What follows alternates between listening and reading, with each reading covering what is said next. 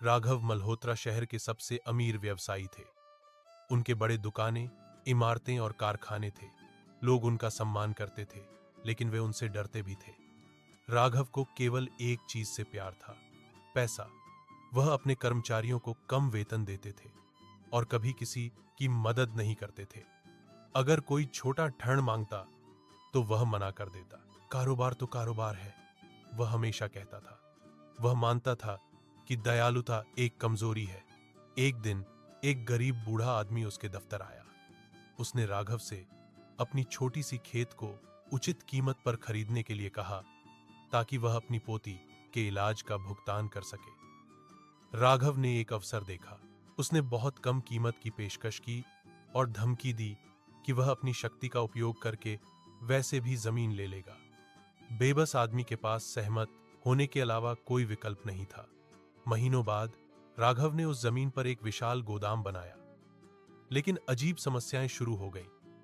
उसका सामान बार बार क्षतिग्रस्त हो गया। मशीनों ने बिना किसी कारण के काम करना बंद कर दिया। कर्मचारी जाने लगे। उसने बड़े सौदे खो दिए। धीरे धीरे उसका लाभ गिर गया। एक शाम अपने खातों की जांच करते समय उसे एहसास हुआ कि वह भारी नुकसान का सामना कर रहा है। वह जमीन जिसने उसे इतना गर्व दिलाया था, अब उसे परेशानी दे रही थी। उसे बूढ़े आदमी के आंसू याद आए।